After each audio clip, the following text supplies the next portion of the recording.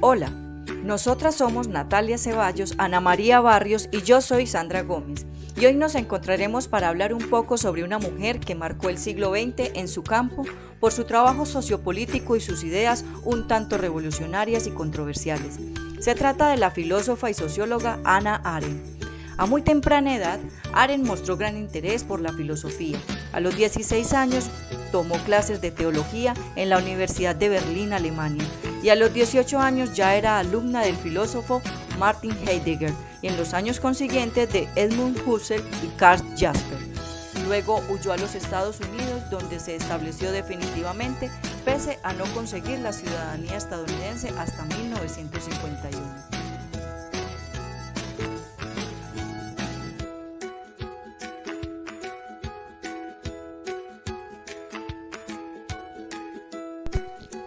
Para nuestra autora, el siglo XX ha sido el siglo de las guerras y de la violencia.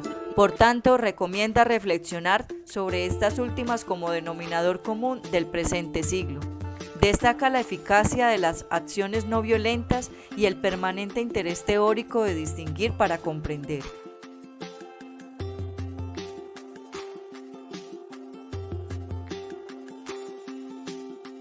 Hannah fue testigo en primera fila de la gradual persecución del partido nazi a los judíos.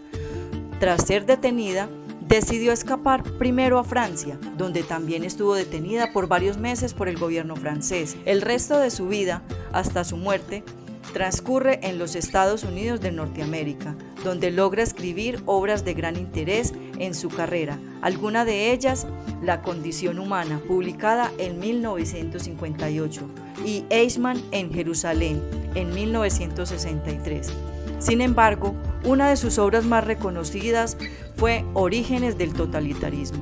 Esta se considera fundamental para entender las raíces de los movimientos políticos y sociales que se desataron en Europa durante el periodo de entreguerras.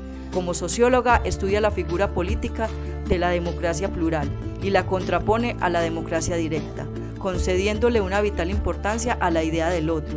La importancia de la obra de Arendt estriba en la mezcla de sociología, filosofía y política. Arendt, en su ensayo La crisis de la educación, plantea que la educación ha sido monopolizada por las corrientes políticas para adoctrinar. Y afirma: quien quiera que pretenda educar a los adultos pretende en realidad hacer de guardián suyo y apartarlos de la actividad política, dado que no se puede educar a los adultos, lo que hay es una simulación de educación, mientras que el propósito real es la coerción sin el uso de la fuerza. Afirma también que la dificultad de la educación moderna radica en la crisis de la autoridad y de la tradición. Y dice, el problema de la educación en el mundo moderno está en el hecho de que por su propia naturaleza no puede renunciar ni a la autoridad ni a la tradición. Sin embargo, debe actuar en un mundo que ni está estructurado por la autoridad ni sostiene la tradición. En este sentido, Arendt invita a no seguir la moral imperante en el contexto social en el que nos movemos, sino más bien pensar y reflexionar sobre cómo debemos actuar, hacernos preguntas tales como quiénes somos, quiénes queremos ser y preguntarnos si hay armonía y coherencia en las respuestas a estas preguntas. Subjetividad de quien enseña. Un profesor se pensaba es simplemente una persona capaz de enseñar alguna cosa. Su formación está en el propio enseñar, no en el dominio de algún tema en particular. Como veremos, esta actitud naturalmente está muy estrechamente ligada a un supuesto básico acerca del aprendizaje. Uno solo puede conocer y entender lo que uno mismo ha hecho. El rol del docente debe estar en función del fortalecimiento de sus propios conocimientos, para así también mejorar en su práctica, pues en la medida que se educa a sí mismo puede enseñar de acuerdo a nuevas exigencias.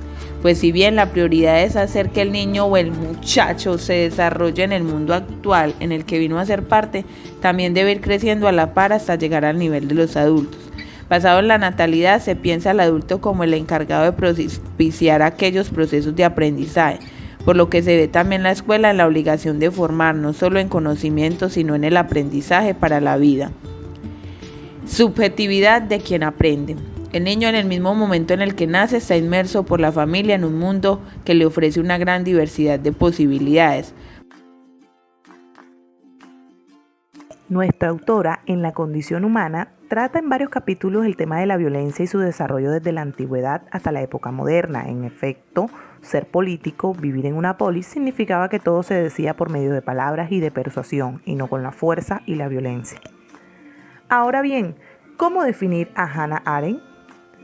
Podríamos definirla como la arqueóloga del pensamiento político. Toda la obra de Arendt está marcada por la necesidad de lograr una comprensión de la especificidad de la política, en la cual la punta del iceberg en su pensamiento es la idea de libertad, que está inmersa en el propio concepto de la polis, ya que en la medida que va desarrollando sus ideas, distinciones y fronteras, va descubriendo nuevas vetas, nuevos tesoros que estaban sumergidos en la paz de la historia. En este mismo sentido, insiste en que los nuevos problemas que afrontará el ser humano en la era contemporánea impactan más allá de los asuntos exclusivamente políticos. El proceso de enseñanza-aprendizaje debe regularse por aquello que es verdaderamente importante, reconociendo que su principal propósito está en el fortalecimiento y crecimiento no solo del individuo que aprende, sino de la sociedad en general, que si bien el niño está mediado por el adulto que enseña, este debe forjar carácter para no caer en el extremo de obedecer, incluso faltando a sus bases morales. Hannah habla de la socialización diciendo que el individuo nace y desde ese mismo momento por su propia familia se vincula a un mundo social que le ofrece diferentes situaciones. Desde la niñez está atravesado por una cultura que propone que los niños y los muchachos estén mediados a la voluntad de las masas y a las órdenes de los adultos. La tarea del psicopedagogo en este caso está en mediar aquellos aspectos que aún no están especificados en los currículos educativos, dejando ver que estos deben ser flexibles en cuanto a la implementación de estrategias que atiendan a la tradición y a la contemporaneidad sin descuidar ni la una ni la otra y sobre todo sin olvidar el objetivo principal de la educación.